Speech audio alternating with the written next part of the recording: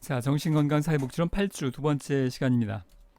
우리가 지난 시간에 5장의 개인 대상 실천에서 주로 행동주의에 관련된 내용들을 살펴봤고요. 이걸 뭐 다 다룰 수는 없겠고, 그 행동주의 이외의 부분에 있어서 그 여러분들에게 개념을 다시 한번 정리할 만한 필요가 있는 그런 이제 개념들, 그리고 여러분들이 통상 지금까지 내가 강의해 오면서 학생들이 이런 부분에 대해서 많이 궁금해했던 그런 것들을 재정리해 보는 기회입니다. 자, 여러분들이 그러니까 기본적인 내용을 다 하지 않을 거고요. 여러분들이 궁금해할 만한 좀 명확하지 못한 부분을 정리해 보는 시간으로 보겠는데요. 자, 프로이트의 정신 분석 이론 중에서 의식, 전의식, 무의식이 있다는 것, 프로이트의 주장입니다. 뭐 무의식이 있다는 것 자체는 굉장히 강력한 그 사실인 것 같아 보입니다. 다만 우리가 무의식을 분석하기에 과학적으로 접근할 만한 방법이 없어서 명확한 근거가 없는 것이지 무의식이 있다는 것 자체는 명확해 보이는데요. 자, 어쨌든 간에 의식, 전의식, 무의식이 무엇인지에 대해서는 여러분들이 이미 다 알고 있을 텐데 설명하고자 하는 이걸 이제 선택한 이유는 이 지형학적 구조라는 단어에 대한 의미를 살펴보려고 합니다. 지형학이 영어로 토포그래픽이에요. 그래픽은 뭐 쓰지 않겠습니다. 토포그래픽인데 이게 지질학을 의미하는 지형학입니다. 그러니까 산이 있고 뭐 나무가 있고 이거 사람을 그리려고 했네. 뭐 이렇게 나무가 있고 뭐 이렇게 강이 흐르고 이게 지형학이 그 의미예요. 지리학 할 때 그 지형을 의미하는 지형학인데 이게 왜 도무지 의식, 전의식, 무의식을 얘기하면서 이 지형학이라는 단어가 왜 나왔는가? 자, 일단 좀 지우고요. 자, 그게 이제 여러분들이 정리하고 도대체 이 개념을 알면서 지형학이라는 단어에 대한 개념이 궁금해하는 혼란스러워하는 학생들이 많았기 때문에 정리를 한번 해보는 겁니다. 지형학, 지리적인 구조를 의미하는 건데요. 이게 지구의 모양입니다. 그래서 이 지구의 표면에 보면 산도 있고 뭐 냇물도 흐르고 이럴 텐데 지형학이라는 게 이런 걸 다루는 것의 의미예요. 토포그래픽인데 프로이트가 사람의 정신 내면을 의식과 전의식, 무의식으로 구분하면서 지형학적 구조의 비유를 한 것이고요. 이 비유는 굉장히 적절한 비유라고 생각합니다. 예를 들자면 우리가 지금 알 수 있는 건 지형학적으로 알 수 있는 건 여기 산이 있답니다. 지구 내부에 뭐가 있는지 잘 몰라요. 우리가 눈에 볼 수 있는 건 겉표면에, 지표면에 드러난 모습들이죠. 산이 있고 평야가 있고. 그런데 그 우리가 눈으로 볼 수 있는 드러난 부분들은 뭐냐 하면 의식 세계인 것처럼 의식 세계가 우리가 느낄 수 있는 의식, 눈으로 볼 수 있는 산의 모습과 같은 것인데 이게 전부가 아니라는 겁니다. 지구가 이렇게 있는데 우리가 눈으로 볼 수 있는 산이 이렇게 있어요. 이게 지구의 지리학적 의미의 전부가 아니고 이 안에 굉장히 많은 것들이 있는데 지금 현대 과학에서도 정확히 이 지구 내부 중심까지 연구를 못하고 있죠. 뭐 멘틀도 있고 뭐 여러 가지 여기 중심 핵도 있고 가설은 있습니다만 정확하게 모르고 있어요. 그걸 무의식에 비유한 겁니다. 눈에 보이는 거대한 산이 보여요. 그건 우리가 의식으로 느끼고 있는 겁니다. 근데 그것이 전부가 아니라 전의식은 뭐냐 하면 우리가 사부를 조금 파면 어느 정도까지는 알 수 있죠. 여기 이게 무슨 뭐 화강암이 있는지 돌이 있는지 무슨 뭐 모래가 있는지 삽을 가지고 파보면 조금만 알 수 있어요. 그게 전의식의 의미입니다. 정신적인 에너지를 투입하면 파악할 수 있는 단계의 정신 내면이에요. 초등학교 6학년 때 담임 선생님이 누구였는지 그걸 맨날 의식하고 살진 않아요. 근데 기억하려 어떤 상황에서 어떤 계기가 주어지면 노력하면 금방 떠오를 수 있습니다. 그런 의미를 우리가 전의식, 마치 당장 지금은 보이잖아요. 보이는 건 지금 산이 드러난 지형일 뿐이에요. 그런데 삽을 가지고 조금만 파면 노력하면 알 수 있는 영역, 그런 정신적 영역을 전의식이라고 하고, 그리고 이 삽을 파는데 한계가 있죠. 우리가 지구 중심까지 삽을 가지고 파 들어갈 수 없잖아요. 현대과학으로는 그렇게 못합니다. 굉장히 많은 부분을 우리가 까맣게 몰라요. 그냥 가설이 있을 뿐입니다. 이걸 정신세계의 무의식으로 비유를 한 겁니다. 훨씬 막대한 영역이 눈으로 보이는 산맥, 거대해 보이지만 이게 전부가 아니고 안 보이는 부분이, 뭔가 모르는 부분이 지구 내부에 엄청나게 많이 있는 것처럼 우리의 정신 영역도 드러난 의식은 사실 불과 얼마 안 되고, 삽을 가지고 좀 파보면 알 수 있는 전의식 영역도 얼마 안 되고, 무의식 영역이 훨씬 더 막대하게 엄청난 영향을 미친다라는 거, 이러한 의미를 전달하고 비유적으로 전달하기 위해서 지형학, 지리학이라는 단어를 이제 차용한 셈입니다. 자, 이제 이렇게 좀 명확하게 설명드려질 부분을 몇 가지 더 다루려고 합니다. 점성 이론인데요. 에릭슨의 심리사회 이론에서의 점성 이론. 사실 이거는 그렇게 어렵진 않은데, 점성 이론, 이렇게 좀 어려운 일상생활에 쓰이지 않는 단어가 나오면 꼭 한자와 영어를 찾아보는 것이 그 의미를 명확히 할 수 있는데요. 점성의 한자어가 이런 단어라고 하는데, 이게 점점점이랍니다. 우리가 점점 커진다, 점점 작아진다 할 때 그 점점이에요. 그 점점점이래요. 그리고 이 성은 성할성이래요. 이렇게 이룬다라는 뜻이죠. 그러니까 점차적으로 이뤄나간다라는 뜻이고요. 영어로는 이게 에피제너틱인데, 이걸 사전 찾아보면 후성의, 또 이게 한자어라서 나중에 완성된다는 뜻이고요. 다른 뜻으로 유전자 외적이라는 뜻이 있습니다. 그러니까 유전자가 강력하게 우리의 발달 과정에 영향을 미치지만, 에릭슨 때는 잘 몰랐었어요. 근데 지금은 강력하게 영향을 미친다는 건 다 인정이 되죠. 근데 그럼에도 불구하고 유전자만으로 모든 게 결정되는 것이 아니라 유전자 외적인 환경에 의해서 점차적으로 완성되어 나가는 것, 그걸 점성 이론이라고 이야기합니다. 요약하자면 유전자에 의한 것이 아니라, 타고난 것이 아니라 환경의 영향에 따라서 점진적으로 점차적으로 발달해 나가는 인간 발달의 요소를 점성 이론이라고 표현을 하고 있습니다. 이 점점 완성된다, 그런 뜻이에요. 자, 다음에 피아제 이론의 인지 이론을 보면, 여러분 교재는 149페이지에 나와 있는데, 거기에 보면 피아제가 인지 발달 단계를 감각 운동기, 전조작기, 구체적 조작기, 형식적 조작기라고 했는데, 여러분이 전조작기, 조작기 이전이고 구체적 조작기, 그러니까 이제 구체적인 것은 눈으로 보고 손으로 만질 수 있는 것, 거기에 대해서는 논리적으로 사고할 수 있다는 뜻인데, 그 네 번째 단계에 형식적 조작기가, 이게 왜 형식적인가? 여러분 아마 이거 정확히 알고 있는지 모르겠어요. 이게 왜 형식적이라고 이름이 붙었는지, 시험을 보기 위해서 암기를 하긴 했겠습니다만, 일단 조작이 뭔지를 살펴보면, 피아제가 얘기한 조작이라는 것은, 오퍼레이션은 논리적인 인지 능력이에요. 다른 말로 사고 능력이라고 할 수 있겠는데, 피아제는 인지 이론가입니다. 머릿속으로 생각하는 방식이, 어린 아이들이 어떻게 인지 능력을 발달시키는가가 이 주관심사였는데요. 논리적으로 생각하는 능력을 조작이라고 했어요. 여기서 조작은 물론 사기친다, 그런 말일 리가 없고요. 우리가 기계를 조작한다는 말은 많이 쓰죠. 이제 자동차의 핸들 조작한다, 기계를 조작한다, 운용한다는 뜻이죠.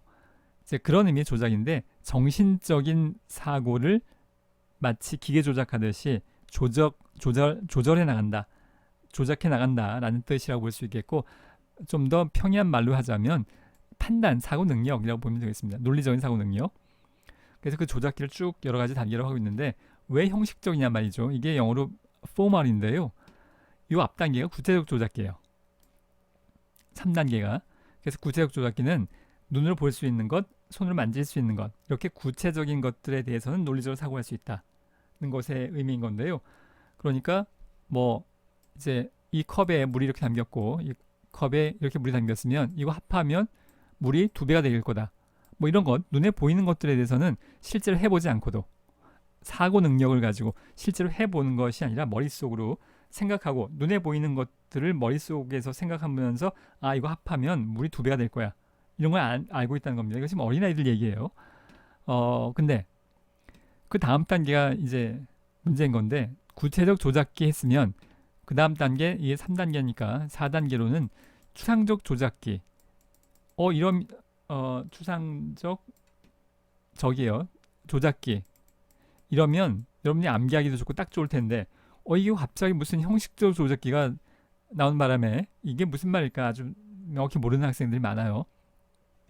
자, 좀 일단 지우고, 이게 왜 형식적인 것이냐 하면 영어의 formal이라는 단어는 제대로 된, 본격적인 이런 뜻이 있습니다.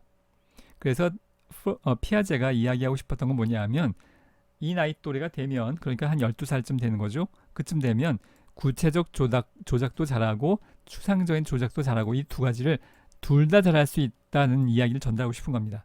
그러니까 추상적 조작기라고 하면 이게 지금 이 의미가 빠지잖아요. 그렇기 때문에 이 두 가지를 합한 어떤 의미를 찾다가 포멀이라는 단어를 선택했어요. 제대로 된, 본격적인 그런 뜻입니다. 근데 이게 형식적이라는 뜻도 있죠. 근데 우리말의 뉘앙스가 형식적이라고 하면 왠지 그냥 겉으로만 드러난 허울뿐인 내용이 없는 그런 뉘앙스를 많이 갖고 있죠. 그래서 이게 그냥 형식적 조작기라면 뭔가 여러분들이 이해하는데 굉장히 어렵습니다. 근데 여기서 형식적은 허울뿐인 겉으로 거칠해인 그런 의미의 형식이 아니고 내용이 없다는 것 그렇게 느껴지잖아요. 그런 게 아니고 구체적 조작과 추상적 조작 두 가지를 잘할 수 있는 본격적인 논리적 사고를 할 수 있는 시기다. 구체적 추상적 조작기라고만 표현하면 구체적인 의미가 포함이 안 되니까 그 두 가지를 포괄하고 싶은 거예요. 그래서 선택한 것이 formal, 제대로 된 본격적인 논리적인 사고가 시작되는 시기. 그래서 사실 형식적이라는 단어 말고 다르게 번역을 하면 좋겠습니다만 뭐 이제 와서 어쩔 수는 없어요. 이미 학계에 자리 잡았기 때문에 이젠 고칠 수는 없습니다. 여러분들이 이해를 해야 될 문제입니다. 그 다음에 우리 교재는 자세히 나와 있지 않습니다만 150페이지에 잠깐 나오는데요. 150페이지 네 번째 줄에 ABCD 이 모형, 앨리스가 주장한 건데 비합리적 사고를 계산하는 방법, 그런 기법인 건데요. 자, 이 내용은 뭐 다 알 겁니다, 여러분들. 액티베이팅 이벤트, 액시던트라고 이야기를 하는데 내담자가 노출되었던 문제나 선행 사건, 이게 비합리적 신념이에요. 앨리스가 얘기했던 문제 장면에 대해서 내담자 이 상황, 이 선행 사건에 대해서 뭔가 비합리적 신념을 갖게 돼요. 컨시퀀스 결과 선행 사건 때문에 생겨났다고 상담자가 보고하는 정서적 행동적 결과입니다. 이러한 신념 때문에 생긴 결과예요. 그리고 상담자가, 치료자가, 사회복지사가 이러한 비합리적 신념에 대해서 적극적인 논박, 디스퓨트, 앨리스는 상당히 공격적으로 논박을 했다고 알려져 있습니다. 그건 말 되나요? 상담 장면에서 이렇게 하라는 거예요. 보통 꼭 해야 되는 건 아닙니다. 근데 이렇게 공격적인 논박을 했다고 해요. 그래서 그 논박을 통해서 비합리적 신념을 깨고 비합리적 신념을 논박하고 증명한 결과 이제 이런 정서적 행동적 결과가 부정적인 게 없어지는 그런 효과가 나타나는 것인데, 자, 예를 들어 보겠습니다. 여러분의 상황을 예를 들어 보면 액티베이팅 이벤트, 액시던트, 어떤 사건이 있었냐면 지정된 기간 내에 과제물을 제출하지 못해서 스트레스 받는 사건이 생겼습니다. 우리도 지금 과제를 제출해야 되죠. 근데 제출 못했어요. 마감 기간에. 그런 사건이 발생했습니다. 살다 보면 그런 사건이 있을 수 있는데 이러한 사건으로 뭔가 비합리적인 왜곡된 신념체가 생겨요. 과제를 항상 완벽하게 해서 제때 제출하지 못하면 나는 무능력한 사람이고 사람들한테 손가락질을 받고 인정받지 못할 거고 교수님이 날 미워할 거고 그럴 것이 틀림이 없어 라고 비합리적 신념을 갖는 겁니다. 물론 여러분들 중에 과제 한 번 안 했다고 이미 경험 다 있겠죠. 아마도. 그렇다고 무슨 큰일 나지 않잖아요. 지금 우리는 정신장애를 다루고 있습니다. 앨리스의 인지이론은 꼭 정신장애만 다루는 건 아니고 일상적인 수준의 그 역기능에도 물론 다룹니다만 정신장애이거나 어떤 사고에 역기능적이 있는 클라이언트의 경우에 그럴 수 있다는 거예요. 이게 아무나가 다 이렇게 생각하진 않죠. 이렇게 생각하는 사람이 어디 있어요? 라고 물을 수 있겠지만 그러니까 지금 정신적인 어려움이 있다고 하는 겁니다. 그러니까 앨리스는 이러한 방법을 가지고 치료적인 접근을 해보자라고 하는 거고요. 자, 지금 그런 상황입니다. 교수님이 날 미워할 거야. 학교 그만둘까? C는 그래서 그런 비합리적 신념에 대한 결과인데요. 지금 내 인생은 망쳤어 라고 생각을 하는 겁니다. 과제 한번 잘못했다고 해서 스트레스로 인해서 결과로 과제물 제출을 아예 포기하고, 사실 늦더라도 제출하는 게 가장 바람직한 일반적인 행동이죠. 여러분도 그러기 바라고요.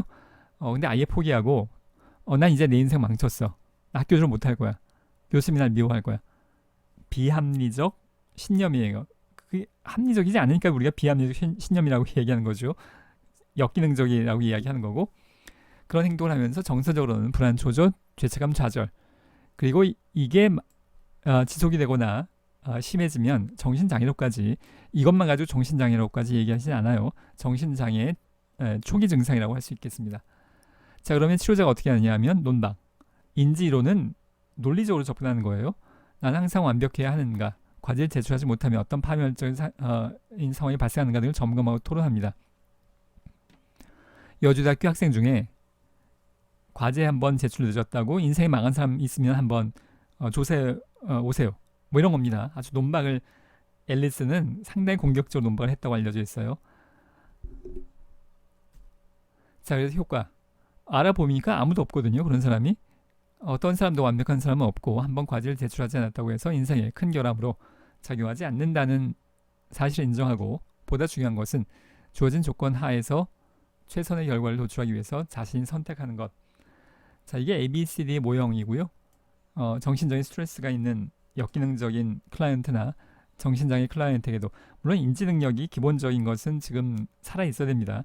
인지 능력이 굉장히 떨어진 조현병 환자에게는 적용하기 어려워요. 인지 기능이 기본적으로 작동을 하고 있어야, 그런 수준은 가능해야. 우울증이라면 인지 기능엔 큰 위험 요소는 없습니다. 그런 경우는 얼마든지 여기에 적용할 수 있겠는데, 자, 이게 인지 이론의 이해예요. 이런 건 대개 걱정이 많은 클라이언트에게 적용이 되는 겁니다. 아마도 여러분들 상당수는 과제 한번 제출 안 한 거, 그게 뭐가 문제야? 그냥 바로 잊어버릴 수 있는 경우 많죠. 그런 경우에 이 ABCD 모형이 적합한 경우는 아니에요. 안 그래도 느긋한 사람에게는 이건 적용하면 안 됩니다. 난 이미 이렇게 느긋해요. 이미 효과 충분해요. 나는 아무 걱정 안 해요. 걱정 너무 안 해도 문제죠. 이러한 앨리스의 ABCD 모형이 적용되는 건 과도하게 불안한 클라이언트에게 적용되는 겁니다. 좀 느긋하게 생각하는 거죠. 근데 이미 느긋한 사람들에게는 이걸 적용하면 안 됩니다. 제출 안 하고도 아무 문제 없대. 좋은 일이지 뭐. 이렇게 느긋하게 접근하는 것은 또 바람직하지 않죠. 자, 이건 ABCD 모형 이런 겁니다. 자, 인본주의 이론을 볼 텐데요. 여러분 이것도 뭐 물론 다 알고 있고 지겹게 여러 과목에서 다루었을 텐데 반복하려고 하는 것이 아니고 7단계가 있습니다. 여러분 교재에 보면 그 151페이지인데요. 151페이지 하단에 내가 지금 밑줄을 그어놓지 않아서 금방 찾지 못하겠는데 그 즈음에 성장 욕구와 결핍 욕구에 대한 내용이 나옵니다. 이거 보통 잘 다루지 않거든요. 5단계에서는 이 내용이 잘 다루지 않아요.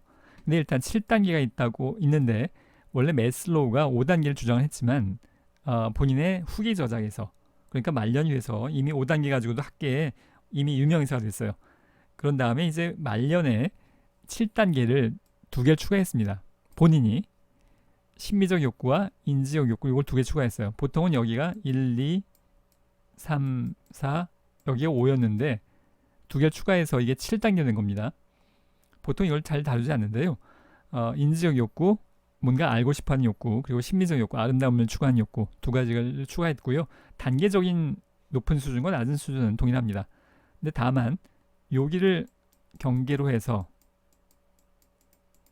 요 아래는 결핍 욕구, 요 위에는 성장 욕구라고 표현했습니다. 보통 5단계에서는 이 설명을 잘 안 하는데 그 단어가 우리 교재에 나와 있어서 추가로 설명하는 겁니다. 자, 결핍 욕구 예를 들자면, 하나만 예를 들면 생리적 욕구, 배고픔. 배고픔이 가장 강력한 욕구이긴 합니다만 충족이 되면, 밥을 먹으면 그 욕구가 사라져요. 그런 의미에서 결핍 욕구입니다. 그 결핍이 충족되면 충족이 되면 욕구가 사라져요. 배부른데 뭐가 계속 먹으라고 그러면 그때부터 이제 욕구 충족이 아니라 고통이 시작이 되는 거죠. 여기까지 4단계까지 그렇다는 겁니다. 일정 정도가 되면, 만족하고 나면 더 이상은 필요 없어요. 그런데 인지적 욕구, 심미 욕구, 자기 실현 욕구 요 3단계는 성장 욕구여서 한계가 없다는 겁니다. 자기 실현이 난 요만큼 자기 실현했으면 돼, 충분해, 더 이상은 필요 없어, 그런 한계가 없다는 것의 의미로서 성장 욕구라고 표현을 합니다. 자, 뭐 이 정도 하면 될 것 같고요. 자, 마지막 화면인데 생태체계 이론에서도 한 가지만 짚고 넘어가면 생태체계 관점에선 적응사의 문제를 병리적으로 보지 않고 개인의 욕구와 대처가 환경적 자원이거나 혹은 지지와 일치하지 못한 것으로 간주한 것인 건데요. 그러니까 어떤 개인의 문제를 적응상의 문제로 보는 겁니다. 자, 예를 들어서 지금 청소년, 고등학생 청소년이 있고요. 학교에 부적응해요. 우리가 전형적인 정신장애도 다릅니다만 정신건강의 영역이 정신적인 기능의 문제까지도 확장해서 보고 있는데요. 지금 학교 부적응이에요. 그럼 우리가 물론 우리는 익숙합니다. 개인뿐만이 아니라 환경의 문제도 이중된 초점을 갖는 것 굉장히 익숙합니다만 생태학적 관점에서는 특히 이것을 적응 과정으로 보는 겁니다. 일방적인 학생 문제가 아니라. 근데 적응이라는 것은 양자 간의 변화를 포함하는 의미여서 이 청소년이 학교에 적응하지 못하는 것도 문제지만 학교가 청소년에게 적응하지 못하는 것도 문제일 수 있는 거죠. 적응이라는 건 꼭 일방적인 것이 아닙니다. 상호적인 것이지. 자, 많은 교육학자들도 이렇게 얘기를 하고 있는 건데요. 학생들은 다양해요. 이걸 비유하자면 어떤 학생들은 공부를 잘해서 네모 낳고요. 비웁니다. 어떤 학생은 운동을 잘해서 세모예요. 어떤 학생들은 친교를 잘해서 동그라미의 특성을 갖고 있습니다. 굉장히 사람 다 다양하죠. 그런데 학교가 딱 네모난 학생들만 원해요. 그러면 공부 잘하는 학생들은 여기에 딱 맞춰서 적응했지만 나머지 학생들은 다 부정이 되는 겁니다. 학교가 자, 일단 지우고요. 학교가 다양한 학생들이 적응할 수 있는 그걸 적소라고 표현하는데 그것까지 설명하면 시간이 너무 길어져서 적재적소할 때 그 적소입니다. 학교가 다양한 적재적소를 여러 다양한 학생들에게 제공할 수 있어요. 네모 학생들은 여기에 적합하고 세모 학생들은 여기에 적합하고 동문 학생들은 여기에 적합하고 이렇게 여러 개의 적재적소를 제공을 할 수 있어야 그것이 좋은 학교인데 이건 다 제공하지 않고 그냥 무조건 다 공부 잘하는 학생, 그렇다면 공부 잘하는 학생은 적응하겠지만 공부 잘하지 못하는 대다수 학생들은 학교에 적응하지 못하는 부적응의 문제를 경험할 텐데 그것이 적응사의 문제이고 이건 학교가 문제라는 겁니다. 이렇게 다양한 학생들을 수용하지 못하는 교육적인 목적으로 이끌지 못하는 학교가 부적응하고 있는 것, 학생이 부적응이 아니라. 자, 생태체계적 관점에서는 개체와 환경 간의 적응을 상호적으로 바라보고 있습니다. 학생들이 여기에 부적응한다고 이 학생을 이걸 뜯어고쳐서 다 네모나게 만드는 것, 이건 적절치 않다는 거예요. 이게 생태체계적 관점에 적응사의 문제를 본다는 것의 문제고요. 이 학생이 세모라는 특징을 갖고 있는데 다른 학교에 가서 여기서 세모라는 발달 과정을 제공할 수 있으면 이 학교에는 적합할 수 있는 거죠. 적응사의 문제가 없을 수 있겠고요. 자, 그렇게 보는 것이 이 적응사의 문제라고 봐는 것. 여기서는 적응 못했지만 딴 데 가면 적응할 수 있는 것. 이걸 무조건 병리적으로 보지 말자는 것의 의미입니다. 자, 이번 시간은 여기까지 마무리하도록 하겠습니다.